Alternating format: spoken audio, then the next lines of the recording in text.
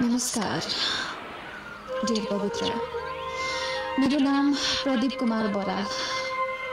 पेसाको हिसाबले म एउटा सशस्त्र प्रहरी। रहर अनि सपना थियो देशको रक्षा गर्छु, देशको सुरक्षा गर्छु, देशको लागि आवरत खटिन्छु, नेपाल आमाको रक्षा गर्छु, म मेरो देशको लागि केही गर्छु सपना बोकेको थिएँ। मलाई पुग्नु थिएन अस्ट्रेलिया अमेरिका, पुग्नु थिएन मलाई जापान कोरिया, जानु थिएन मलाई इन्डिया अनि युकेको लाउरीमा। मलाई मेरो देशमा बस्नु मन थियो, मेरो देशको रक्षा अनि मेरो देशको सुरक्षा गर्नु मन थियो। नहुने थिएन। म इन्डियामा गएको भए इन्डियन लाउरी हुन्थ्यो होला, म युके गएको भए युके लाउरी हुन्थ्यो होला, हुन्थेन त्यो आफ्नो ठाउँमा छ। तर सपना पुरा मैले त्यो सोचिनँ। मलाई अर्काको देशमा गएर दुःख गर्नु छैन। म जति दुःख गर्छु, जति मेहनत गर्छु, जति रगत बगाउँछु, जति मेहनत गर्छु नि, जति औरत खटिन्छु नि, म मेरो देशमा खटिन्छु। मैले अठोट गरेर नेपाल प्रहरीमा भर्ती हुने निर्णय गरेँ। त्यही अनुसारमा भर्ती पनि भएँ। नेपाल प्रहरीमा भर्ती भएपछि आफ्नो सपना पुरा भएपछि खुसी भएँ। तर खुसीहरू बिस्तारै विलीन हुँदै गए। सुरुमा म निकै जोस जाँगर सहित काम गर्न थालेँ। निकै गाह्रो पनि भयो। ट्रेनिङमा पढ्दाखेरि कति महिनासम्म यति गाह्रो भयो, कुरा नगर्नु। म त्यो कुरा पनि व्यक्त गर्दिनँ। कति धेरै पासिङ आउट हुनुभन्दा अगाडि कति धेरै दुःख सङ्घर्ष गर्नुपर्छ भन्ने कुरा म तपाईँहरूलाई बताउन सक्दिनँ। बस म जस्तै लाउरीहरू, म जस्तै सिपाहीहरूलाई, म जस्तैहरूलाई थाहा छ कस्तो हुन्छ भनेर।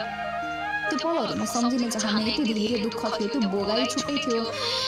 र केही महिनापछि पासिङ आउट भएपछि ब्यारेकहरू, गढहरू के हुन्छ, प्रहरीको के हुन्छ, जे भए पनि ल। त्यस पछाडि मेरो पनि एउटा सीमा सुरक्षाको लागि तयार भयो। म पनि एउटा सीमा सुरक्षाको लागि एउटा सुरक्षा गर्नको लागि गएँ। ड्युटी सुरु भयो। कहिलेकाहीँ बिहानमा हुन्थ्यो, कहिलेकाहीँ साँझमा हुन्थ्यो, दिनभरि सुत्थेँ। सोचे जस्तो अनि भने जस्तो भएन। दिन बित्यो, महिना बित्यो, बिस्तारै वर्षहरू बित्यो। अब मलाई अभावहरू आउन थाल्यो। दुःख गर्न यति धेरै खट्यौँ। नेपालमा कहिले के हुन्छ, बाढी पहिरो, भूकम्प, हजारौँ थरीका आपतहरू, विपदहरू, प्राकृतिक प्रकोपहरू नेपालमा हुन्छ। कहिलेकाहीँ आगो लागि हुन्छ, जताततै जान्थ्यौँ, उद्धार गर्थ्यौँ। हामीलाई पनि त हाम्रो परिवारको माया उस्तै छ नि, हामीलाई पनि त परिवारको माया लाग्छ। मैले अरूलाई उद्धार गरिराख्दा कतै मेरो परिवारलाई कसैले उद्धार पो गरिएको छैन कि?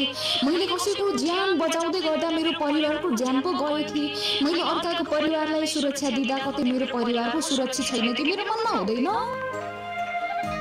भूकम्प आएर लथालिङ्ग भएको छ, त्यो मेरो घरमा पनि त आएको छ, मेरो घर फ्यामिलीलाई पनि त आएको छ। मेरो घर फ्यामिलीलाई कसले गर्ने सुरक्षा? तर के गर्नु, सरकारको नुन खाएपछि नुनको तिरो तिर्नै पर्यो। घरको पीडा मनभरि बोकेर भए पनि उद्धार गर्न लाग्नु पर्यो। किनकि हामीले अठोट गरेको हुन्छ, माटोको कसम खाएको हुन्छ, नेपाल आमाको कसम खाएर ड्युटीमा खटिएपछि सुरक्षा, हाम्रो ड्युटीमा खटेपछि चाहे त्यो चोर मेरो बाउ भए पनि मैले समात्नुपर्छ भन्ने अठोट गरेको हुन्छौँ। मेरो घर परिवारलाई बाढी पहिरोले लगे पनि, मेरो घर परिवारलाई भूकम्पले चेपे पनि मैले कतैको गएर उद्धार गर्नु परेको छ भने मैले मेरो घर परिवार सम्झेर उद्धार नगरी बस्न पाइँदैन। त्यो मेरो कर्तव्य हो। मेरो घरमा पनि त आपत पर्यो होला, मेरो घरमा पनि त विपद पर्यो होला, तर मेरो मनमा त्यो सोचेर हुँदैन। मनमा त छ, तर मैले मेरो कर्तव्य पुरा गर्नै पर्छ। तर गरिराखेको पनि छु, तर कर्तव्य मात्रै पुरा गरेर नहुने रहेछ। मैले ठुलो गल्ती गरेछु। हिजोको दिनमा नेपालको लागि केही गर्छु भन्नु मेरो भुल भयो। हिजोको दिनमा अर्काको देशमा गएर दुःख गर्नु बेकार छ। जति दुःख गर्नु छ आफ्नै देशमा दुःख गर्छु भन्नु मैले ठुलो गल्ती गरेछु। आज केही नभए पनि जापान जान्थ्यो होला, कोरिया जान्थ्यो होला, अथवा कुनै एउटा राम्रो देशमा जान्थ्यो होला, धन कमाउँथ्यो होला, घर बनाउँथ्यो होला, जग्गा जमिन जोड्थ्यो होला, मेरो परिवारलाई खुसी दिन्थ्यो होला, मेरो परिवारलाई अभावमा राख्दैन थियो होला। तर आज नेपालको लागि गरेँ मैले, तर मलाई केही पनि दिएन। मेरो त्यो स्यालेरीले त म एक्लैलाई खान, मजाले खाने र मजाले लाउने भने पनि मलाई पनि पुग्दैन। म मेरो परिवारलाई कसरी खुसी दिन्न सक्छु? मेरो स्यालेरीले मैले दुःख भने यति गर्नुपर्छ, यति खटिनुपर्छ हामी। तर स्यालेरी भने मैले महिनाभरि मजाले खानेर लाउने भने पनि त्यो स्यालेरीले मलाई छोइ पनि भेट्दैन। तर मैले म आफू खाएर आफू लाएर कसरी जिन्दगी चलाउने, मेरो परिवारको लागि पनि त हेर्नु पर्यो नि। मैले मेरो आमा बुवाको खुसी हेर्नु पर्यो, मेरो श्रीमतीको हेर्नु पर्यो, छोराछोरीको हेर्नु पर्यो। समय महँगो छ, छोराछोरीलाई महँगो स्कुलमा भर्ना गर्नु पर्यो, स्कुल फी भन्यो, भाडा भन्यो, ह्यान भन्यो, ट्यान भन्यो, कति हुन्छ। मोज गरेर हिँड्यो भने त्यो स्यालेरी मलाई 2 दिनलाई पनि हुँदैन। तर दुःख भने कति धेरै छ। यही दुःख हामीले अर्काको देशमा गरेको भए महिनाको केही नभए पनि मैले 1.5-2 लाख भन्दा पनि बढी स्यालेरी खान्थेँ होला। तर नेपालमा छैन, दुःख धेरै छ तर स्यालेरी छैन। नेपालको लागि सोच्नु मेरो गल्ती भएछ। मैले आफ्नो लागि सोचिनँ, आफ्नो भविष्य बिगारेछु। कहिलेकाहीँ गर्वले छाती फुलिन्छ। आफ्नै देशमा कमसेकम दुःख गरेको छु त, आफ्नै देशमा कमसेकम कसैको खुसी त बनाइदिएको छु, कसैलाई रक्षा त गरिदिएको छु, कसैलाई सुरक्षा त गरिदिएको छु। कमसेकम चित्त बुझाउने बाटो त्यही मात्रै छ। यदि म पनि विदेश गइदिएको भए अभावहरू जिन्दगीमा खडिन्थेन होला। तर के गर्नु, त्यो बेलामा विदेश जान सकिएन, अभावहरू खटिएको छ। यस्तै छ, के गर्नु, जिन्दगी अनि भाग्य अनि परिस्थिति यस्तै छ। कहाँ गएर मेटाउने, यस्तै छ जिन्दगी अनि परिस्थितिको बावजुद पनि आफ्नो कर्तव्य पुरा गरिरहेको छु। कति धेरै दुःख छ, भनेको बेलामा घर जान पाइँदैन। विदेश जानु र हामी यहाँ नेपालमा बस्नु उस्तै हो। विदेशीले बरु छुट्टी पाउला नेपाल आउला, तर हामी दसैँ तिहार मानेको छैनौँ। अहिलेसम्म कति वर्ष भयो घर परिवारसँग दसैँ तिहार नमनाएको। मलाई पनि त हामी बसेर रमाउनु मन छ। तर के गर्नु, जब चाडपर्व हुन्छ झन् धेरै ड्युटी कडा हुन्छ। परदेशमा जाने साथीहरू आएर दसैँ तिहार मनाएर फर्केर घरमा रमाएर खुसी भएर परदेश गइसक्यो। म नेपालमै हुँदा पनि आफ्नो परिवारलाई भेट्न पाउँदिनँ। के अर्थ विदेश जानु र नेपालमा बस्नु। मेरो साथीले घर किनेको छ, जग्गा जोडेको छ। मैले त घर जग्गाको त दोस्रो कुरा। कहिलेकाहीँ आफैलाई खाना लगाउनु पनि धौधौ हुन्छ। कहिलेकाहीँ दुःख बिरामी पर्दा पनि कसैलाई शरण पर्नुपर्छ। कति पीडा छ हाम्रो, कसले बुझ्दिने हाम्रो पीडा। सरकारले कहिले बुझ्छ हाम्रो लागि, कहिले गर्छ सरकारले हाम्रो लागि।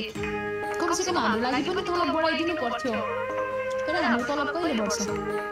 केही नभए पनि एउटा सिपाहीको 50,000, एउटा सिपाहीको भागमा 50,000 मात्रै भएको भए पनि कमसेकम उसले खुसी 7 परिवार पाल्न सक्थ्यो नि। 50,000ले 20-25,000ले 20-30,000ले के हुन्छ अहिले।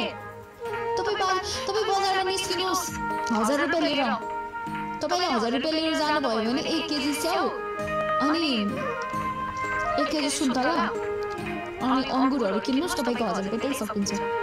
1000 रुपियाँले एउटा बोरा चामल पनि आउँदैन। कसरी चल्छ जिन्दगी। कति गाह्रो छ, कति गाह्रो छ, पीडा छ।